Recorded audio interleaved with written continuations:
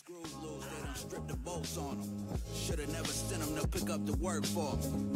Sprayed the park and had my shit inside the car. Marcus Smart boy was shooting with a 36 on him. Said if he wasn't in the rush, they was all goners. Tech cursive on the Jets. All right. Greetings, Chudlings. Welcome to another episode of Chuddy's Corner, sponsored by Nick Prano Real Estate. Check out nickprano.com for all your real estate needs. It is Sunday, April 21st, and the Celtics are 1-0 in their opening round series against the Miami Heat. They score a 114-94 win this afternoon. Jayson Tatum, first career playoff triple-double. Lots of other good stuff we're going to dive into right now. Before we do that, I am your host, Doug Outs. With me as always, Chuddy, King Chuddy. How you doing tonight? Doing pretty well. This is a great weekend. A lot of people say one of the best weekends in sports, non-stop action, and it's been great. And as we said, as much chagrin on our end about the start time, but it is nice now. Got the nice win in the books. Get to enjoy the rest of the day, stress-free. So when it works out, it works out.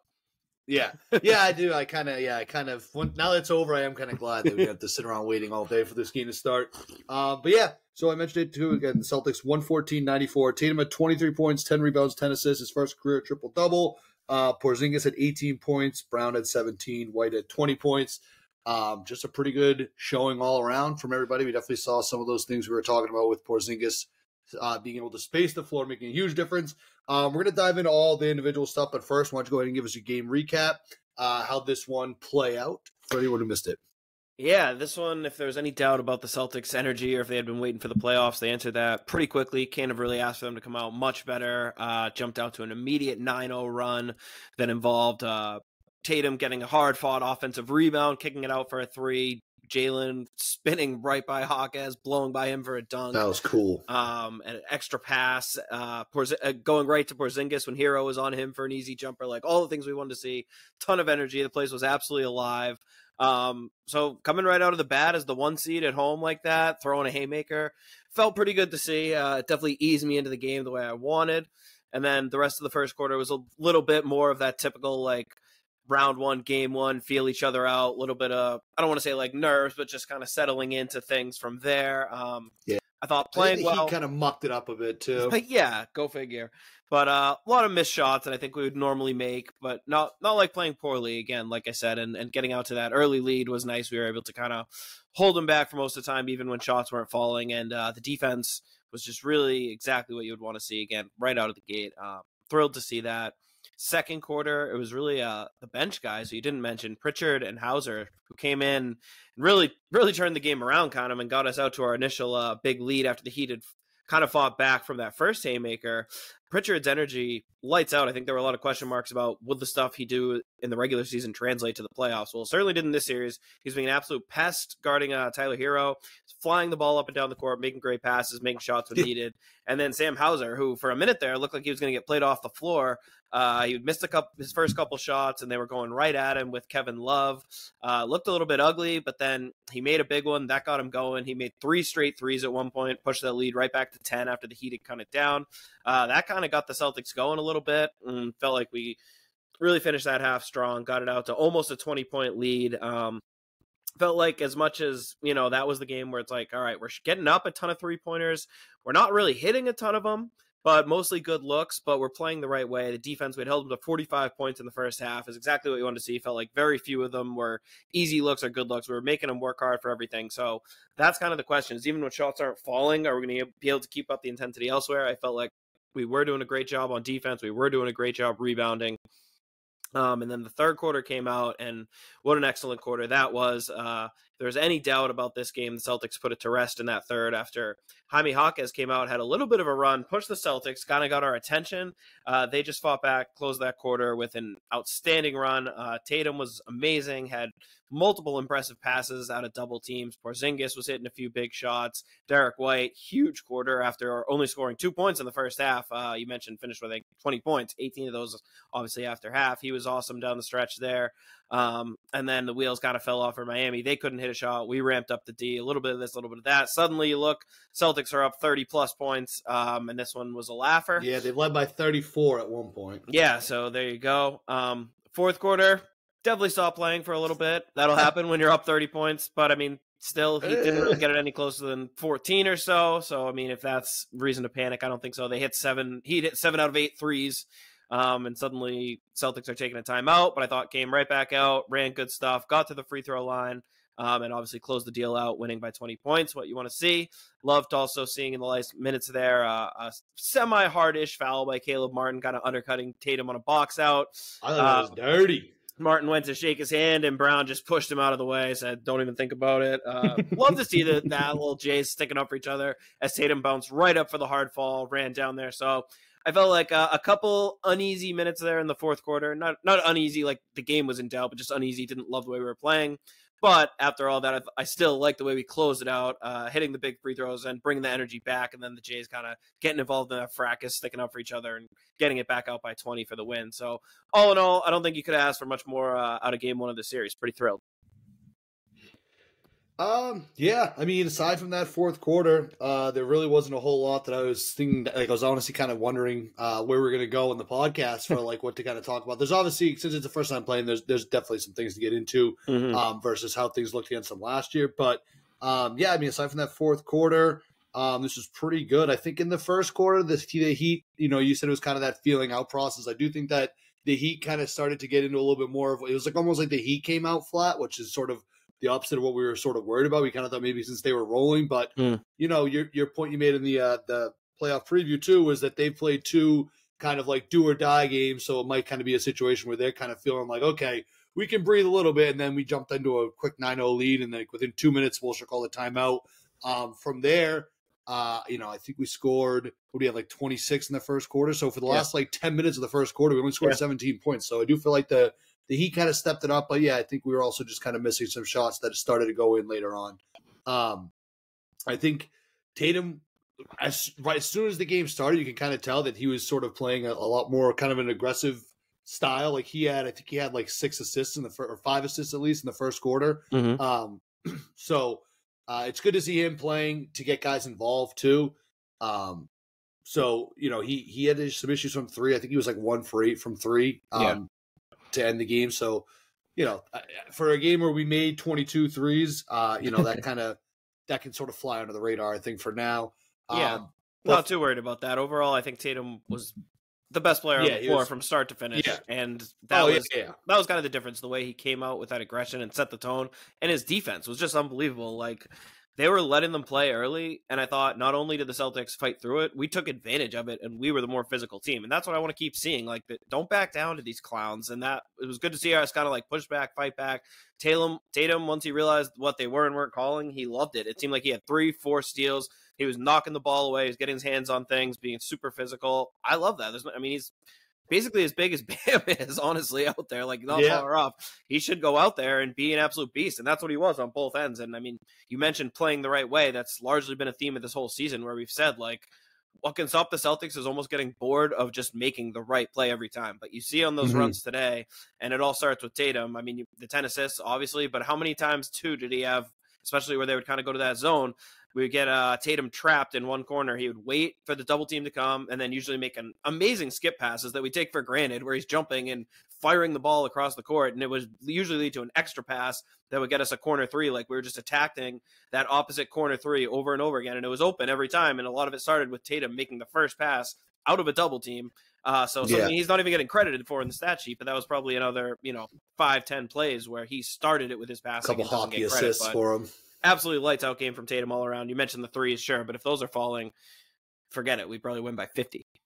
Yeah, I also thought there was a couple times too, like you had mentioned it felt like they were kind of doubling like everyone at one point, like not even Tatum. Like, there was kind of a weird move by the Heat, and I think we did a pretty good job of kind of getting rid of the ball when that was happening. But there was definitely some weird points in the game where if the Heat were kind of just doubling whoever had the ball at the top of the key and stuff. So that was interesting. There was a stretch at 1.2 in the game where they kind of stopped doubling towards Tatum, and he just hit like 2 or 3 corner or like elbow jumpers. That were just, it was just like, he kind of was like, oh, okay, so you're not saying that? All right, well, fine, then I'll just have this smaller defender over me and just shoot right over him. So it was great decision making on Tatum's part. I know that, I think he only had like 23 points, something like that. So it's not like, he's not jumping, like the points of the scoring doesn't jump off, but if you just watch the game, he was just he kind of had his prints all over. You mentioned the steals too. He did have two steals. Definitely felt like he had more steals. Yeah, definitely felt like he had more. 8 for 8 from the free throw line too, so he was hitting his free throws, getting to the line and things like that. So overall, I mean, Tatum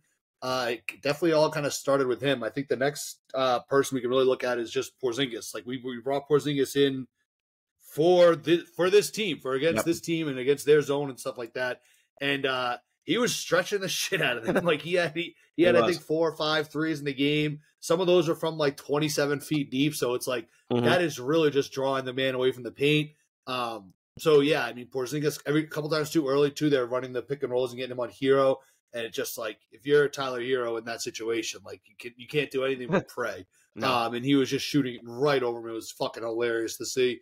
But yeah, I mean, I don't know what do you have to add for Porzingis. It's just he definitely. I'm sorry, I just asked you what do you have to add, but I guess I wasn't done talking either. Also, I was sort of Porzingis was an interesting storyline because one, obviously new to the team, brought him in for it's the first year in 9 seasons without Marcus Smart starting the playoffs. RIP in peace. But Porzingis kind of has like sort of reputation. It's not much playoff. He's played 10 playoff games. And he hasn't really been like that great in those games. So I was sort of curious to see, how he performed. And I think he obviously exceeded most of the expectations. I think he was playing really physical too. Like there was a lot of times where you could tell that he was sort of banging and pushing things down low. So yeah, Porzingis I thought had a great game. Kind of all the things that we were hoping to see by bringing him in. That was really good stuff to see as well. I don't know what you think about that. No, I mean, exactly. That's, again, exactly the matchup we brought him here for and exactly what you want to see out of him. And I said, right, it was like the third possession of the game as soon as and it was actually, I think, because it wasn't even a pick and roll. I think it was because Porzingis switched on defense to close out Hero's 3, which he missed, and they just got cross-matched. So Porzingis took him right to the post, and it was like the Celtics were very intentional about noticing, okay, it's basically that's anyone but Bam on KP, just feed it into him, let him make a play, and he did. They didn't send help. He turned around. It almost looked like he had a grin on his face shooting over Hero, like, is this a joke? Like 8 feet away. So, yeah, that was a great sign to see right off the bat that they were being very intentional about it. And I mean, when he's hitting those threes, like again, that's kind of like all these star players. That's like the hidden bonus unlocks. I think he was 4 of 7 today. Really, and they interviewed him. He's like, it didn't feel that great. They're like, your shooting feels good. He's like, it didn't feel that great. So I was like, I guess that's good. I don't know. Well. Yeah, but again, great to see, and just great to see. All of those looks are just such good looks, and it all ties together to not being overly aggressive. Like I thought.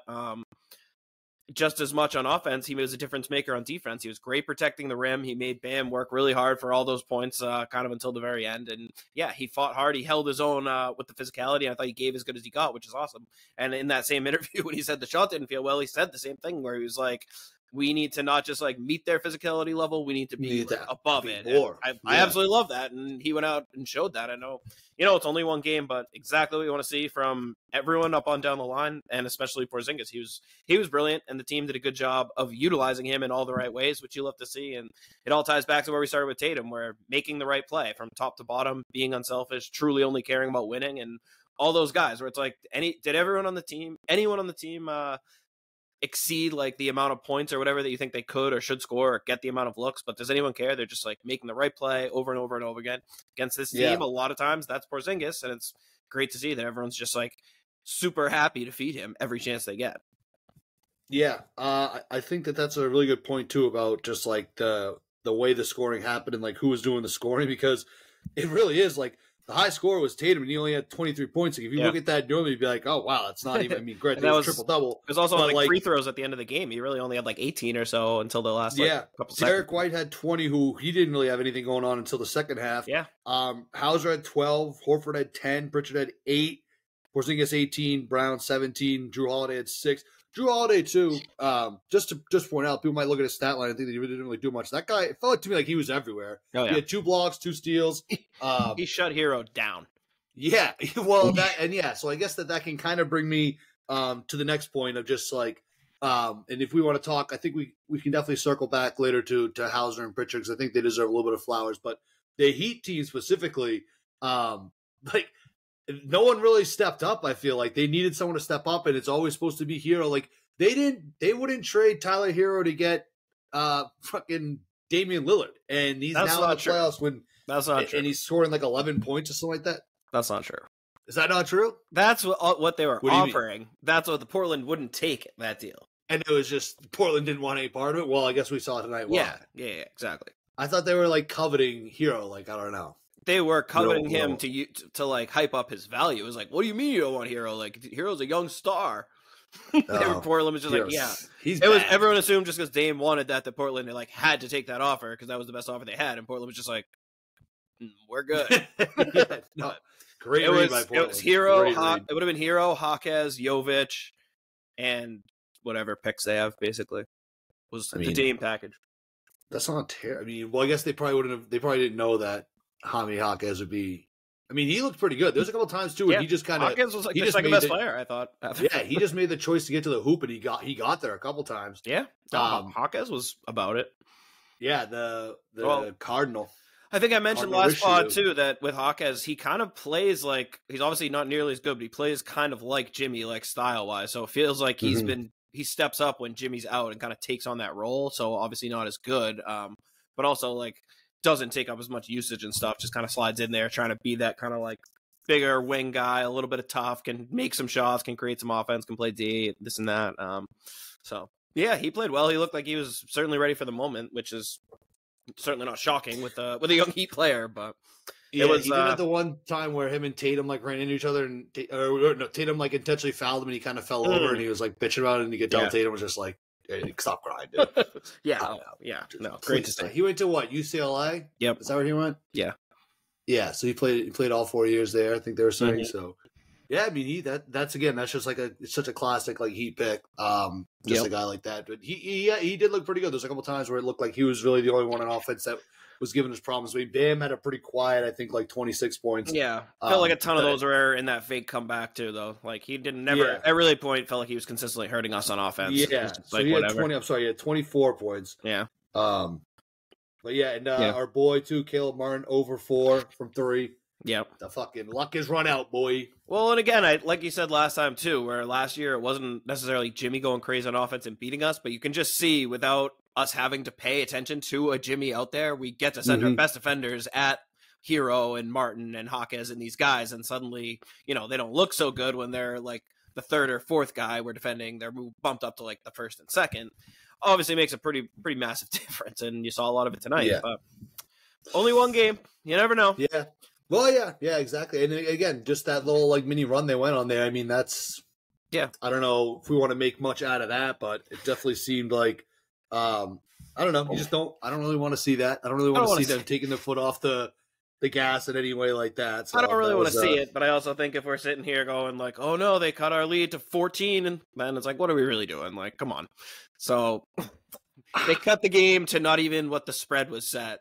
So they weren't even covering, like yeah, but they were down by like 34, so they got which I think it was like a ridiculously large lead to build up. Like I said, no need to make a mountain out of this, but yeah, I don't know. I'm not pulling out the old button here. There's a lot of dust on the old panic button here. It's been sitting there. I swear to God, I bought this, and I feel like we didn't have another bad game after that. You got to look. I bought the panic button to pull out, and I don't think we've had like a game worthy of panicking since. And let's hope it stays that way. Shout out, yeah. So shout out that. I'm not gonna panic about when you're, it's one thing when you're up 18 and you casually fall asleep and let the lead get down to like 6, but when you're up 34 points, like you're gonna let down. Well, it's kind of like we talked a little bit about the such a massive lead. It's like when it's time to just be okay, hold on, like let's cut it out here. Let's actually get back to the business, and it kind of obviously we end up winning by 20. So exactly. So I mean, it's not the end of the world. And when they refocused, things were fine. And like I said, I liked the way they actually finished. Mike, they blew a huge lead. Yeah, seriously. Mike, they were up by 34 points. Yeah, they shooting too many threes. They were fine. The threes were fine. Thought that great shot diet, everything good. That idiot Tony Mazzarati, who, if you didn't know, that's what I was making fun of there. He had some like tweet too where it was like something he was getting like roasted because it was just all about how many threes they were scoring. Then they went on to like make like the next like 10 threes they took. So it's like if you don't watch the games that often, you don't have to rush to have a take. And the threes tonight weren't even falling, but it's just you do the math on how much like you keep shooting good 3-pointers, eventually law of averages are going to play out. And tonight was probably like a roughly average, if even, shooting night for the Celtics. They just got a ton of good looks, a ton of second chance opportunities where they got more good looks up. And eventually the math is just a math game where you hit so many more threes that adds up and makes it hard to catch when you make 20 something threes. It's a huge math advantage. We shot 12 more than them and made 10 more. So yeah, like that's a massive difference. It's a math problem. Yeah. No, yeah. It's just funny getting back to Tony Mazz for a second. He tweeted, it's like he had one tweet the whole entire Celtics game, and it was Celtics took 26 shots in the first, including 18 3-pointers that let Miami back in the game. They just never tweeted again. It's like if you're live tweet the game or just no, let them back in the game. Just, like what? I think it might have been after I think he might have meant the first quarter, maybe, or no, that might have been too many shots for the first quarter. 26 shots in the first, including 18. Yeah, probably the first. So it's probably the first half. Either way, But again, it's just like, why have that be the only thing you're going to send out the entire These game? people just don't know. They don't regularly watch, so when they do, they don't know how to watch, and they don't know what they're watching. It's just like they have preloaded takes. Yeah, right. It already ready. Or maybe he wasn't even watching. Maybe he just saw it in the box score. For all we know, that would probably be. He does strike me as he's a probably box covering score the Red Sox, isn't he? Oh. I don't know either, but he should. It's really just stick to. He didn't tweet about the Red Sox. Didn't say anything about the Red Sox. So if he's covering, he was not doing very well. True. Either way, I guess speaking of some of just kind of those preloaded takes, I thought that Jaylen came out really well, played really well. Then I thought he had a really rough stretch in the middle of the game. He kind of turned it around in the fourth quarter. He had some pretty big shots. He had at least one big three that's coming to mind. But I did feel like we saw a little bit of that kind of erratic Jaylen that we hadn't seen in a while, and some of those some forum 1-on-4 takes to the hoop and stuff like that.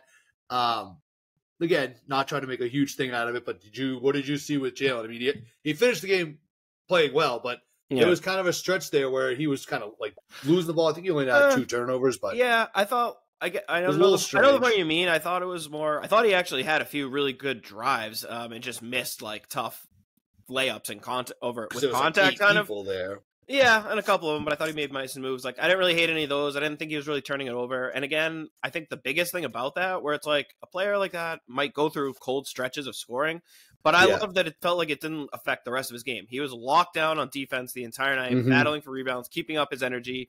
And most of all, he wasn't forcing bad shots after a miss. It wasn't like he was going out there and doing heat checks and stuff. Again, he's maybe the main guy tonight who I give credit to just being very willing to take a major backseat and pick his spots. And again, one of those spots, it didn't go well and he missed a couple of those layups, but I just thought he seemed very comfortable with a lower volume and just being a defensive leader. And again, just kind of being used when it was the right time. So I thought he played really within himself, and a few of those shots didn't fall, but that's almost always the story with Jaylen Brown. He takes such tough shots. He's just so good at making them that we're used to them going in when they don't. Again, tough shooting night, but I didn't think there was bad turnovers. I thought one of them, he was trying to feed Porzingis, and it just wasn't the best pass, but something I can live with. I thought he had I thought also the behind the back one.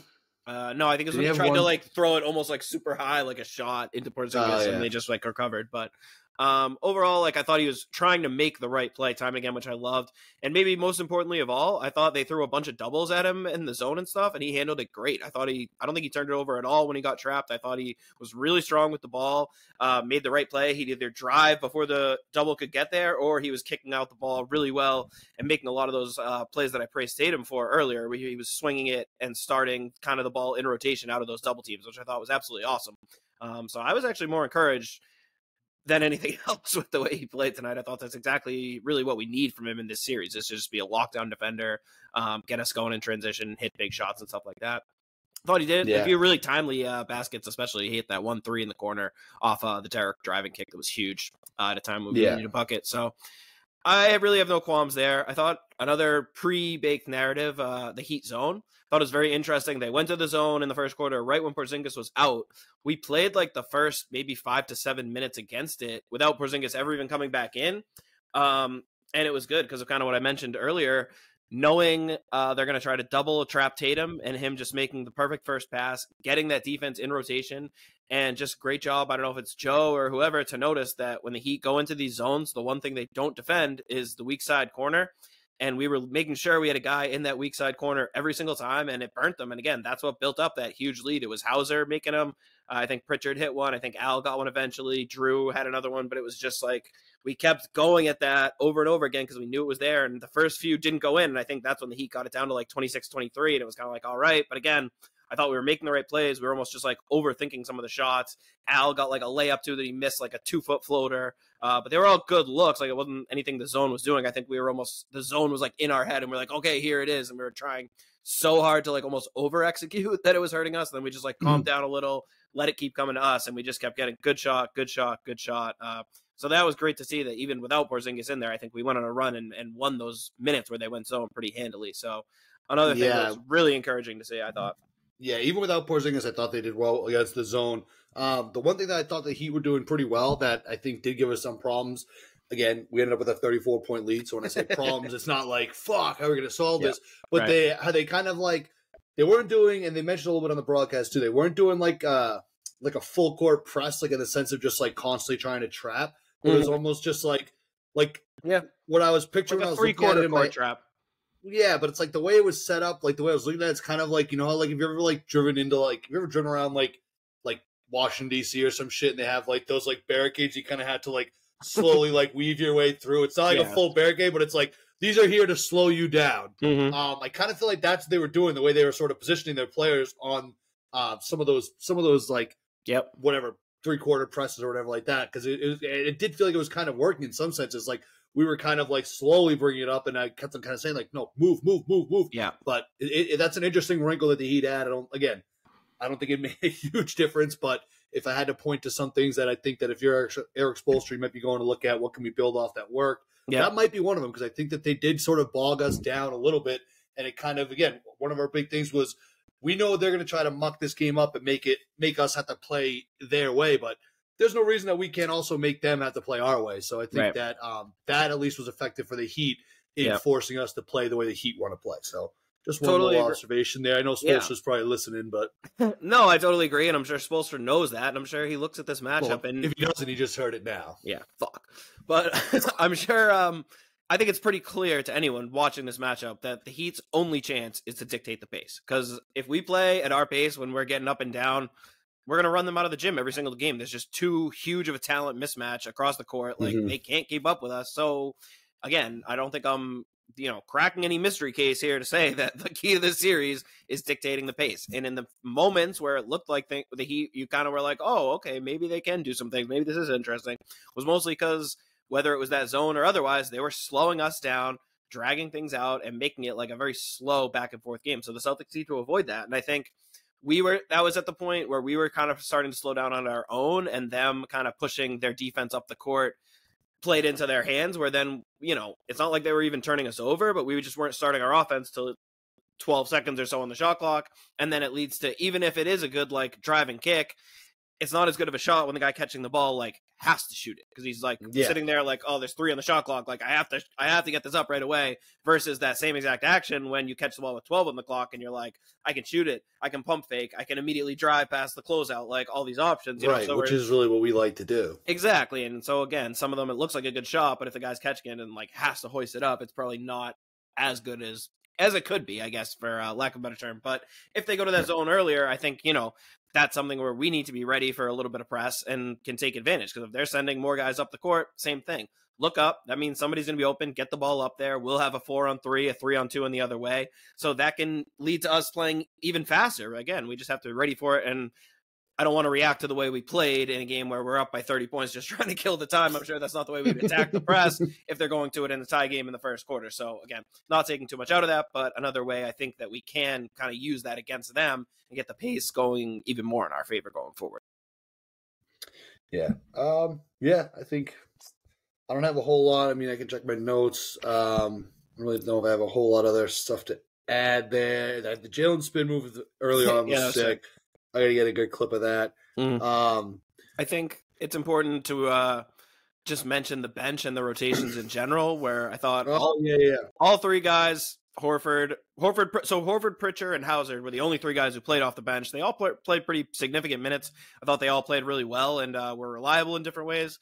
I thought it was interesting. Cornette was ruled out with some hamstring tightness or something before the game. He was in street clothes, so hamstring or calf, one or the other. I don't know if he would have played or not. Like maybe we go 9 deep if he's available. Maybe not. Probably not a ton because I thought Porzingis and Al we can kind of rotate there, and they played together a decent amount. So maybe we steal some more minutes with Cornette or Tillman going forward. But I think you're pretty much looking at what we saw tonight. And as long as the bench guys are playing like that, I think that's going to be great. Again, I thought they were pretty pivotal, especially in that second quarter, building up the double-digit lead. They were a huge part of that, and can just hope that they can keep providing that. To see him do it in a series like this is great. And also, not for nothing, it's nice to see he get a little taste of their own friggin' medicines. Pritchard and Hauser out there burying threes in their faces, like fuck off, Yeah, yeah. No, I thought that they both played really well. Again, Hauser, we talked about. People were kind of. It was sort of funny. There was so many people that were like that had tweeted like, "Oh, like Hauser must have heard what I said." Just rough first couple of minutes for him on both ends. Yeah, but it was like everyone like tweeting like, "Gotta get him out of getting in." Then it was like then he hit like 4 in a row. And was like, "See, I had to wake him up." Yeah, it was those are huge. very commonly themed joke. Yeah, I thought that was awesome. Pritchard's awesome too. And I think the way that he plays defense too is just such a little fucking pest. And someone like Hero is a great matchup for him because it's not like they're gonna bully him with like strength too, so he can just go. He can keep up with him quickness wise and like isn't afraid of him at all. Those two also kind of bumped into each other towards half court, and like they showed like a clip of like Hero like talking and like Pritchard just being like shut the fuck up. Like, dude. Just like, what are you talking about? Yeah. I love that. And Pritchard had an awesome offensive rebound, as he seemingly always does, but he had a really good one at a crucial time in that second quarter run, too, where Tatum missed a 3. And Pritchard had DeLon Wright on him, who is a really good veteran player on the Heat that I like. And Pritchard just like big boyed him down low in the post, like tipped the rebound to himself with one hand and then made like a sick reverse layup. It looked like Wright didn't even know where he was. It was just like a huge little play in the moment that I love to see. So they did also, speaking of, what is it, DeLon Wright or DeLon Wright, yeah. DeLon Wright. Mm-hmm. He was they had that one like they took like one Porzingis 3 where DeLon White was the close defender on and they like froze it, and that was just a tough look for DeLon White. He was just so much smaller than Kristaps Porzingis. They're like, I don't even know if you can consider that a contest. Probably might have a legit foot on him, so yeah, no, but it's just like one of those like when you get like a picture of like Shaq next to Kevin Hart or something like that. Yeah. Kind of was throwing off some of those vibes. Yeah. The only other thing too, and I guess I could have mentioned this when we were making fun of the people complaining about the amount of threes. After the third quarter, they showed a stat that the Heat had 59 points after 3. The Celtics had 57 points on just threes alone. So again, it goes back to the math problem. It's just a math problem for teams if you're not hitting them as much as we do. So the majority of the time they're going to fall the way they did today. So you just got to always just bank on that. So yeah, the 3-point math was definitely in our favor. And I mean, up and down the stat sheet, all the math was in our favor. I thought we were absolutely dominant on the boards. We weren't giving up any offensive rebounds, which can always be a concern. And we had a ton of our own. I thought a ton of, even when the shots weren't falling. Again, we kept up the defense rebounds, and we kept battling for those old boards. So that's another way too, where again, like the 3-point percentage might look down, but there was some possessions tonight where we had like 4 threes on one possession. So, at the end of the day, that really like it should only count as one because we keep shooting it. You know what I mean? Like it's not. And we shot 45% from 3, so it wasn't like we had like a bad 3-point shooting night. Did it end up being that good? We did out rebound them 44-34. Huge. With 10 offensive rebounds. They're 5 offensive rebounds. Massive, exactly. And then we also, we won the fast break points. We won the turnover battles. I think going into that fourth until we kind of dropped the rope, we only had like 3 we didn't win the fast break points. Oh, well, that must have swung at the end. It must have swung at the end. But going maybe in that little run, but 13. All right, going into the end of the game, I know we were winning the turnovers, we were winning the fast break, we were winning points in the paint, we were winning from the 3-point line, and like eventually it's like, all right, where can the Heat find an advantage in this matchup? Well, I thought the paint was the one place where they did kind of have an advantage. I thought when we were forcing them to shoot threes, that was kind of the best because they scored 44 points in the paint. But I think that's how many did we have? 24. We didn't win the paint. We didn't win the paint either. No, I don't know. I didn't want to call you out twice, but no, I do. I did. There was a point in the game where I kind of felt like if we keep letting them score in the paint, not necessarily that they're going to be able to win because again, it just becomes a math thing. 2 points is less than 3 points. So, right. But we were there was a few times we were sort of not letting them get into the paint to score, and it was almost like they couldn't score. I think that was when we built a lot of that 34-point lead because it's like if we're forcing them to shoot from threes. That's just not really what they're looking to do. They were 12 of 37 from 3, so 32% from 3-point.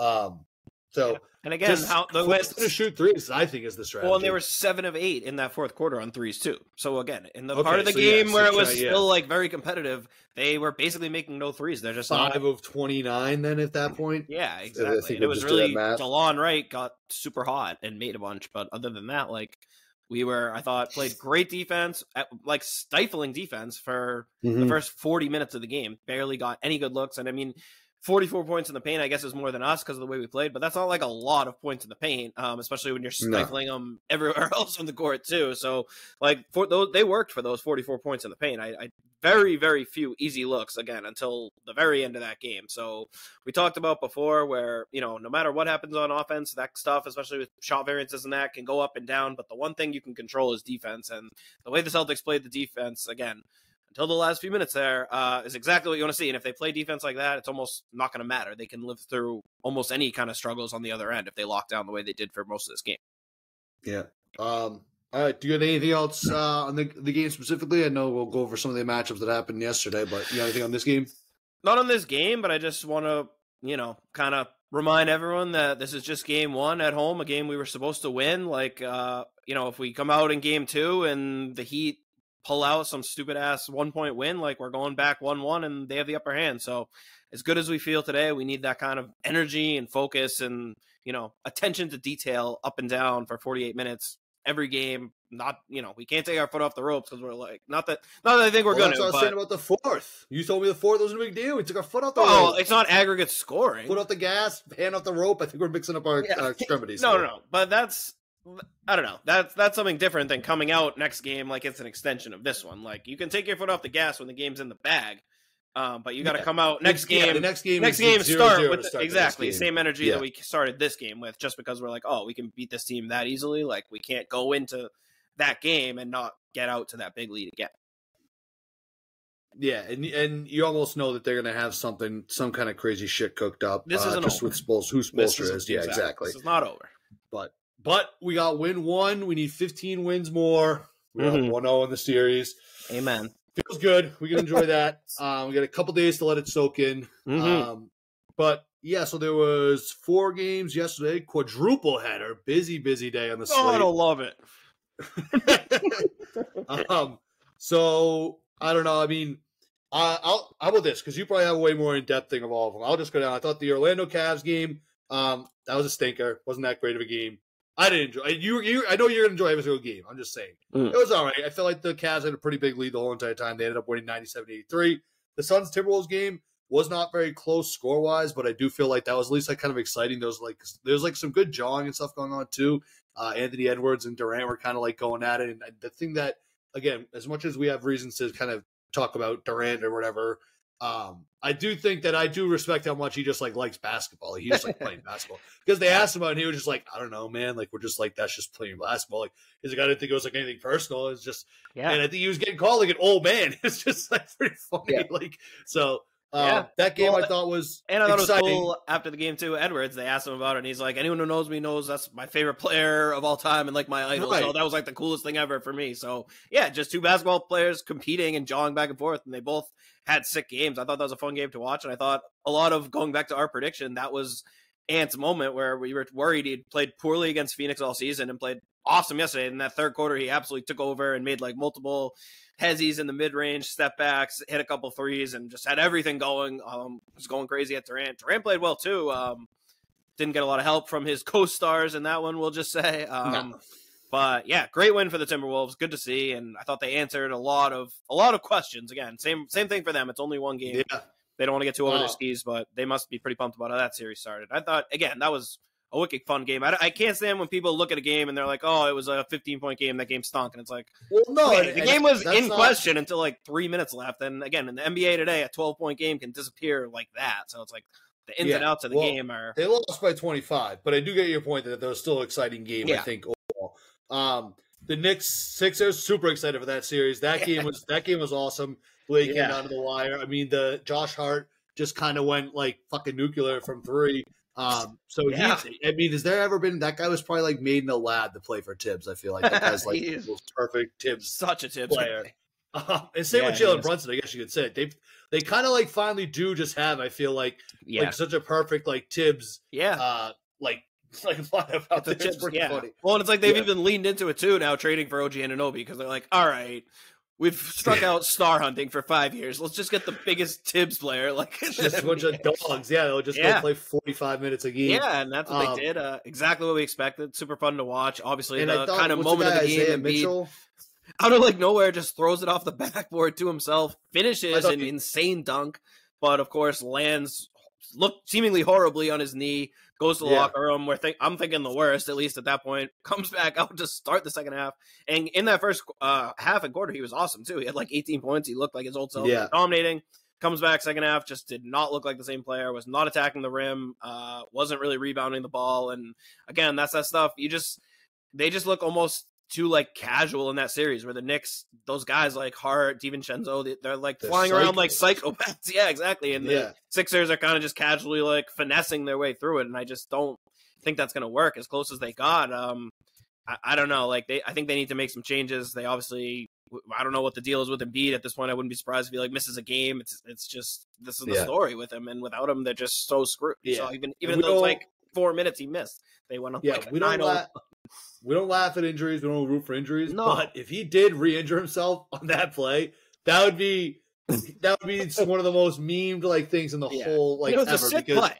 Sick play. But it's just why the fuck did you do that? Right, insane. Why would you do that? Right, with like no need to go just for it. But it was crazy as shit. Yeah, but I thought that was pretty. But yeah, that game that does seem like it's gonna be an exciting game. I could see that though.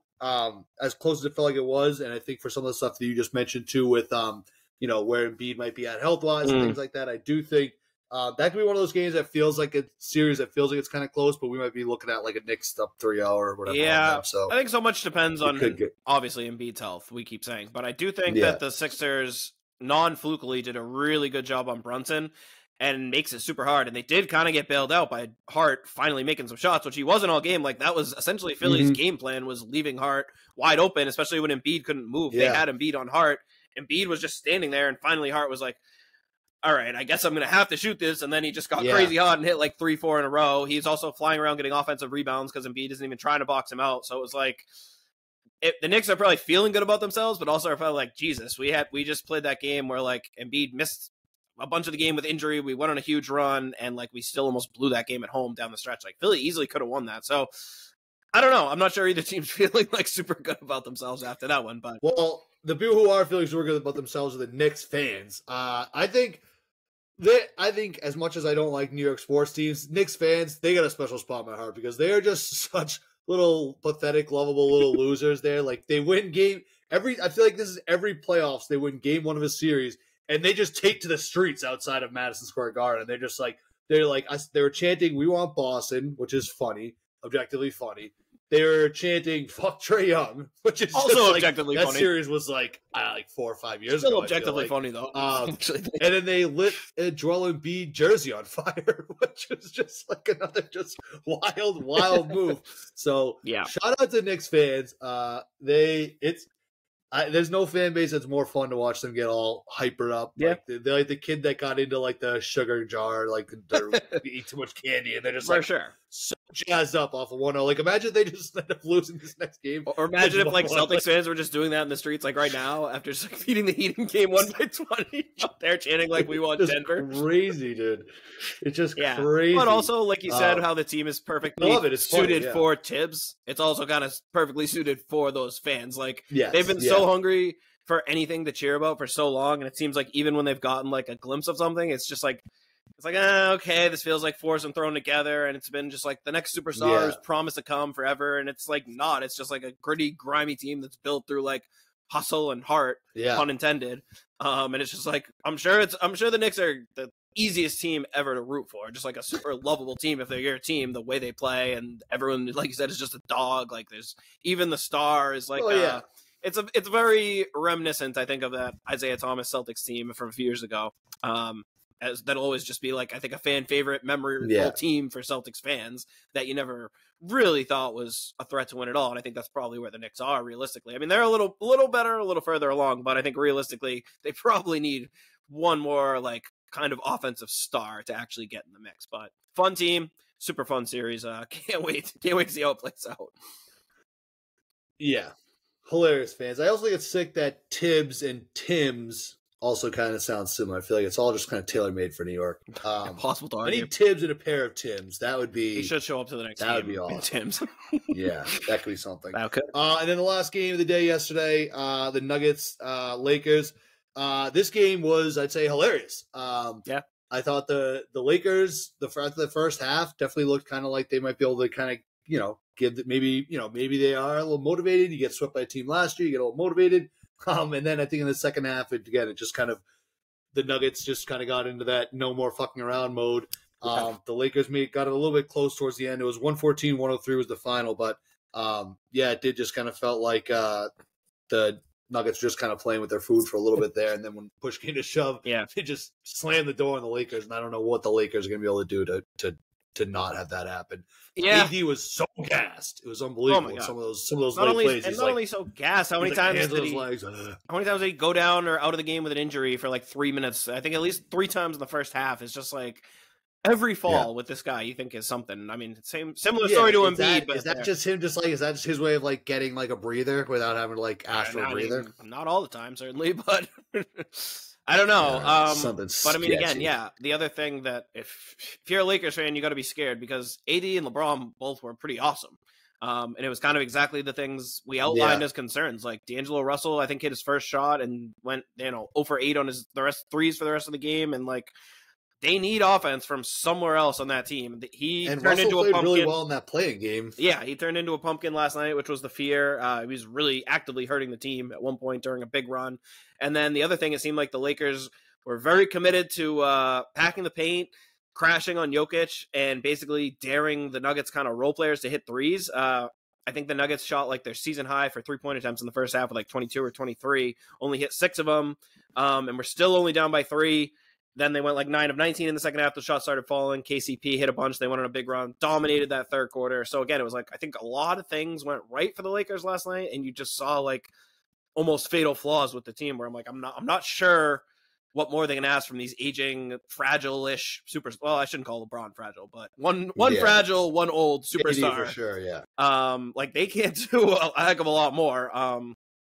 So yeah, I don't know. Again, only one game, but that one felt like it was almost a continuation of every other Lakers Nuggets game over the last 2 years. Yeah, exactly. It's just, exactly. It's like, what new wrinkle? I really don't know what the Lakers are going to be able to do.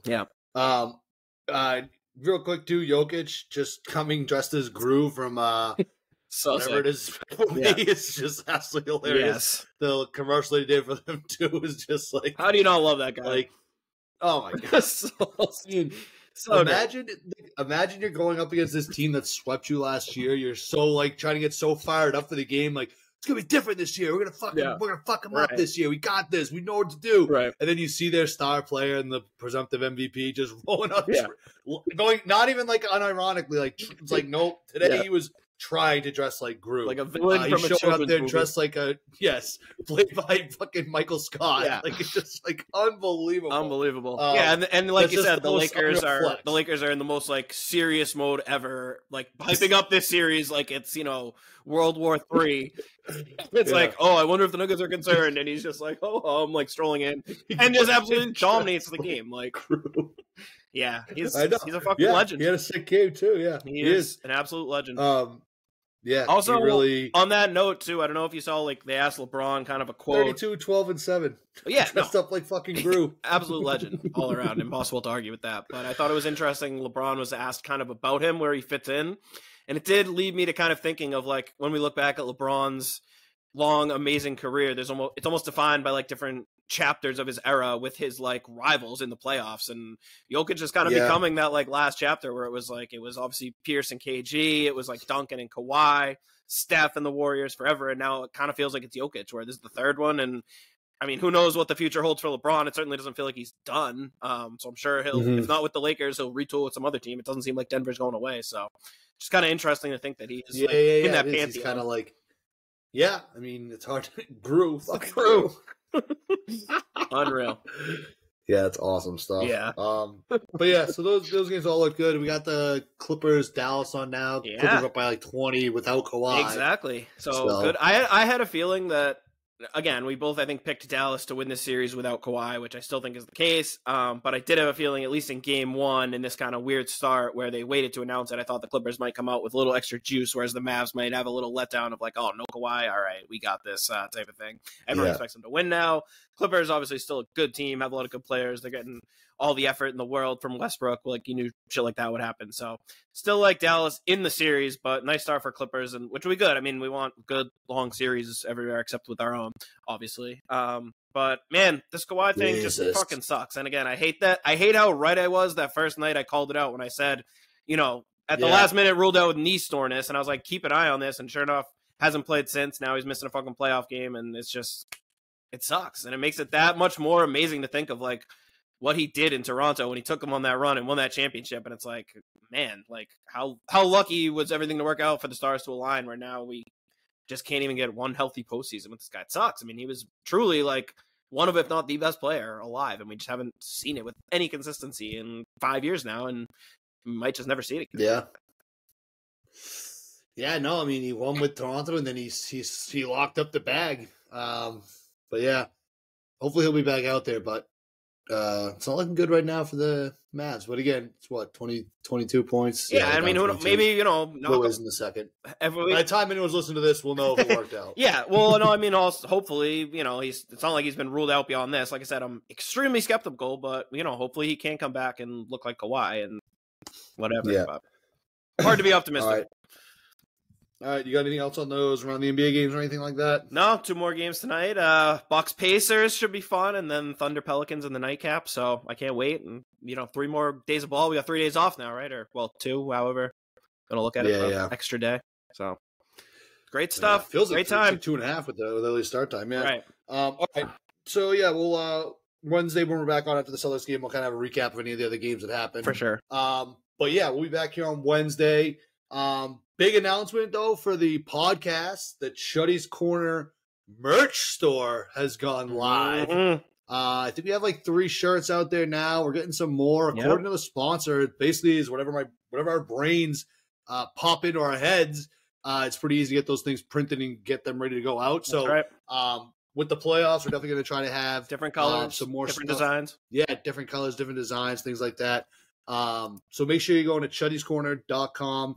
And there should be just like a tab for merch. I think merch is the word we settled on. So that's what it is. Make sure you're checking it out. I'll probably have some Chuddy merch going on some of these podcasts soon. So for sure. We got to model some for you now. Hell yeah. We'll do that once everything arrives to us.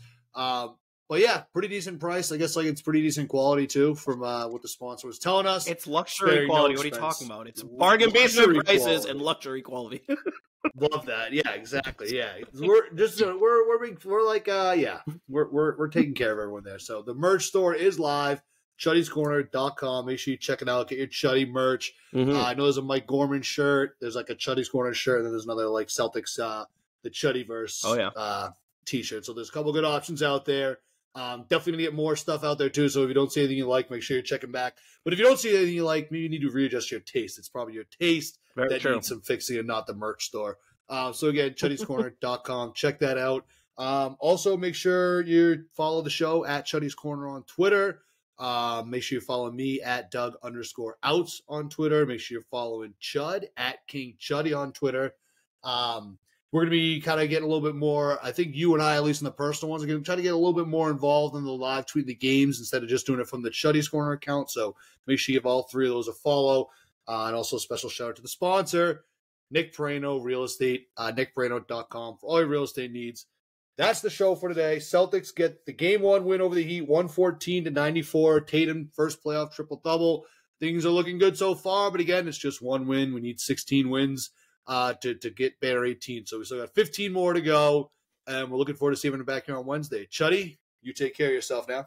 Peace out, Chuddy heads.